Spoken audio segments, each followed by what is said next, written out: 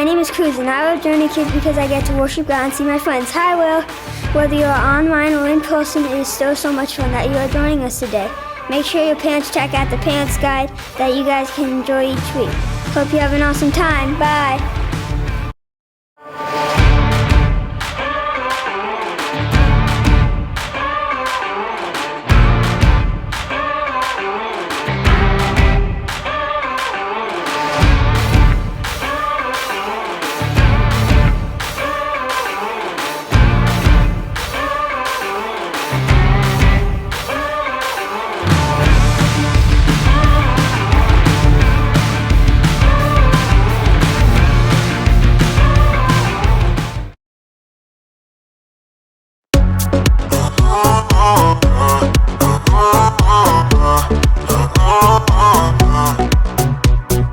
Everything keeps telling me to quit and not go where I'm going,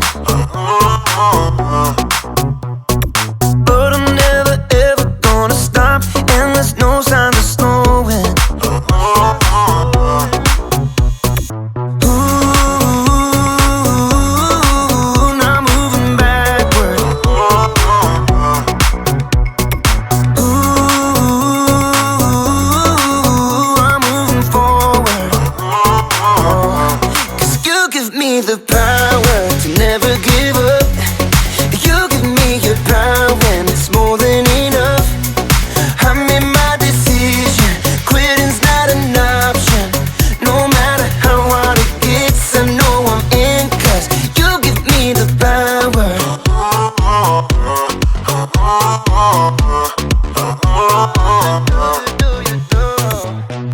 I'm committed to your plan, so I'll follow all of my days.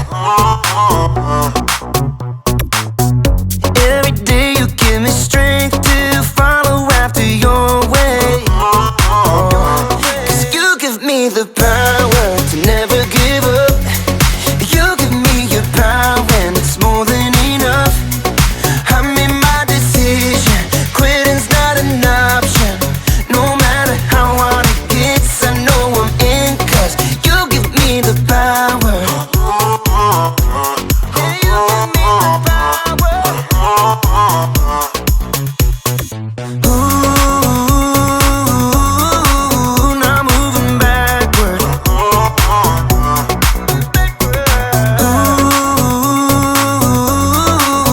I'm moving forward. 'Cause you give me the power to never give up. You give me your power and it's more than enough. I made my decision, quitting's not an option. No matter how hard it gets, I know I'm in, 'cause you give me the power. Yeah, God gives me the power. You give me the power.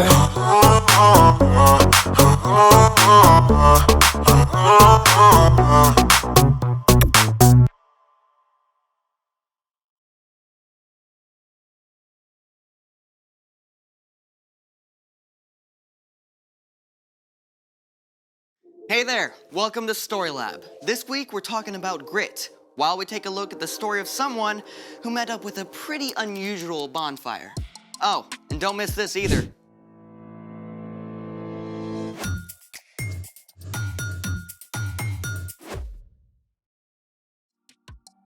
Hey, I'm Amaya, And I'm Zeke. and we're talking about grit, which is refusing to give up when life gets hard. You know what I think is hard? What? Not using your phone. I'm not using mine right now. You gonna get that? It could be important. Oh, it's from you.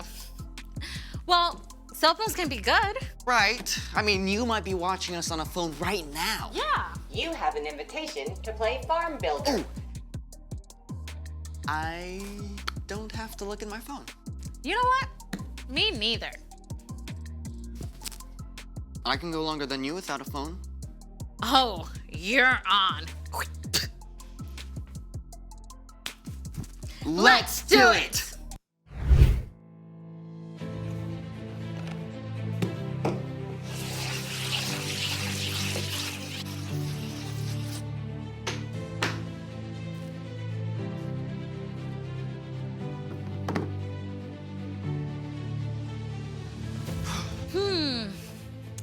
Wow.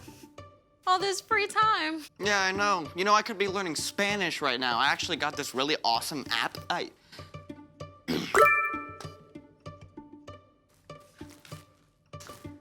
That might be your new game score.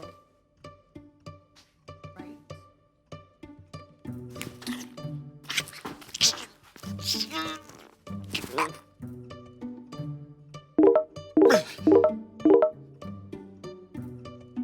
That sounds like a lot of new likes, doesn't it?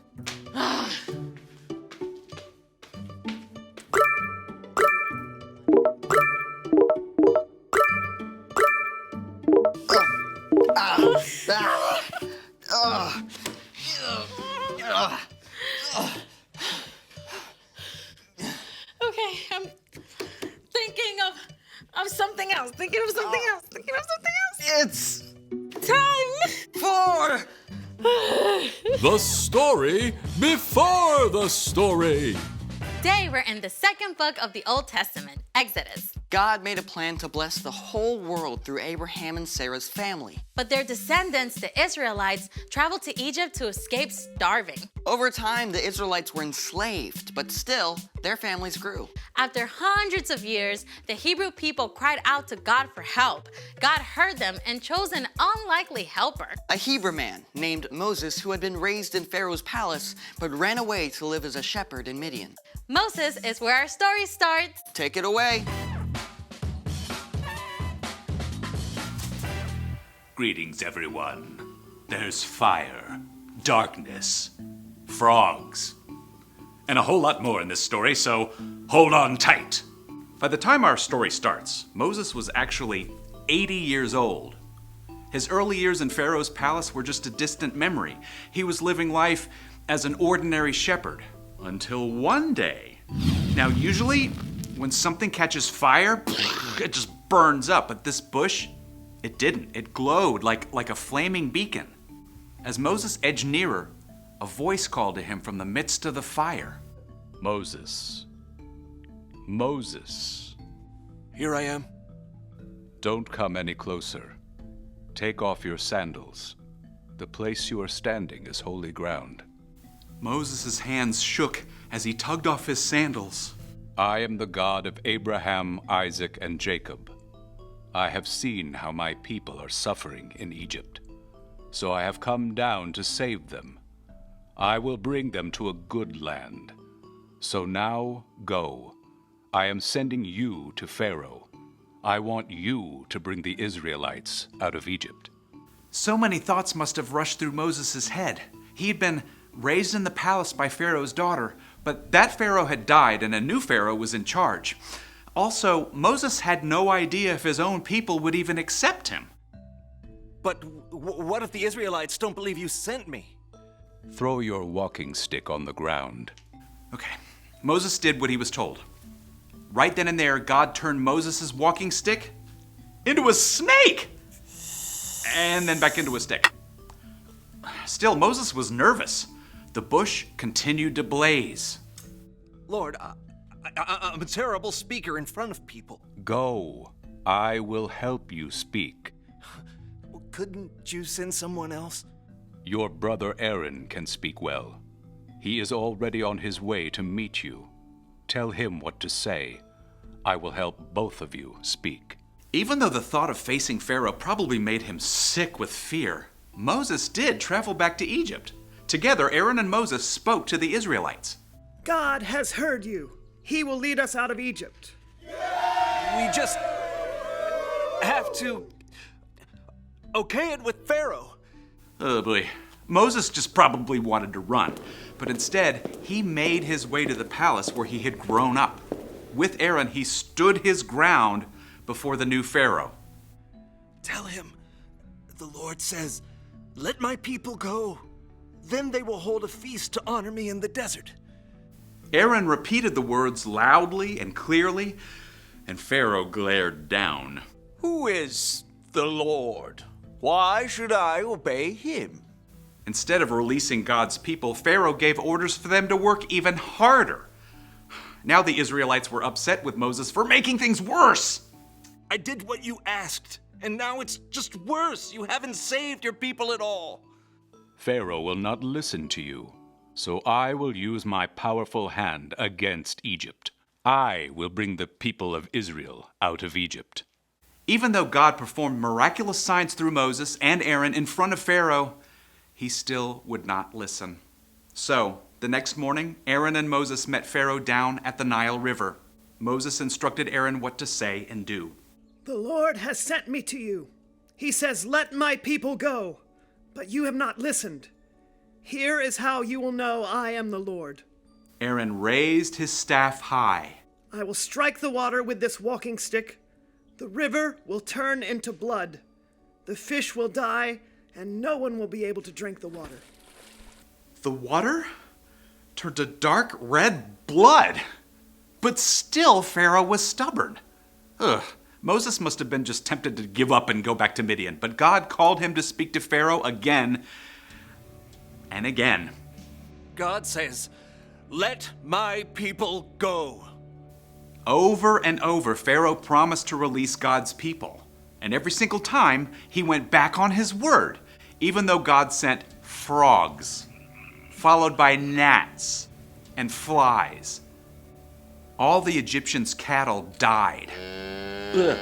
Terrible sores showed up all over the Egyptians and their animals. Hail rained down, destroying crops and tearing leaves from the trees.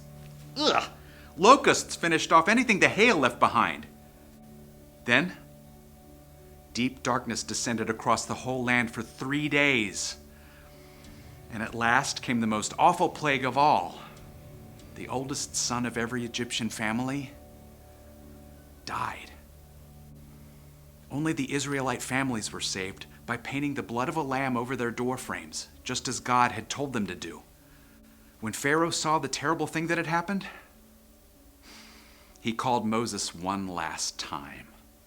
Get out of here, all of you. Just leave us alone. Go. Moses and Aaron gathered the people together.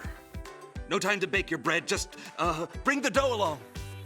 The Israelites packed up in the middle of the night and left as quickly as they could, leading their flocks and herds. After hundreds of years, God's people were finally free. After so long, I bet they wanted to give up. Yeah, but they didn't. They kept going. They kept calling out to God. And Moses. I mean, if I were him, I definitely would have wanted to call it a day and leave. Yeah, right? But Moses held on. He had seen God's presence in the burning bush, and he knew that God saw what he was going through. And the Israelites, too. So, what's our part in the story?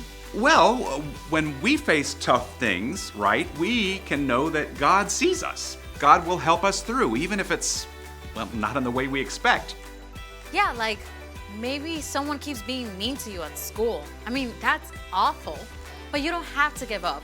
You can talk to a grown-up about it, and you can trust that God will walk with you every step of the way. Or maybe you've got something that doesn't go away, like a food allergy. Oh yeah, that's a really hard one. But instead of giving up and grumbling, you can trust that God is with you and keep going. Yeah, God never intended us to keep going on our own. So God gave us Jesus to walk with us. And when we put our trust in Jesus, he gives us the power to keep going. Thanks, Brian. Yeah. See you next time. So here's the thing. Hold on, because God knows what you're going through. And that's how you grow grit. You have 2 game invitations waiting. Are you gonna get that? Nah. Well, thanks for joining us in the Story Lab. See you next time.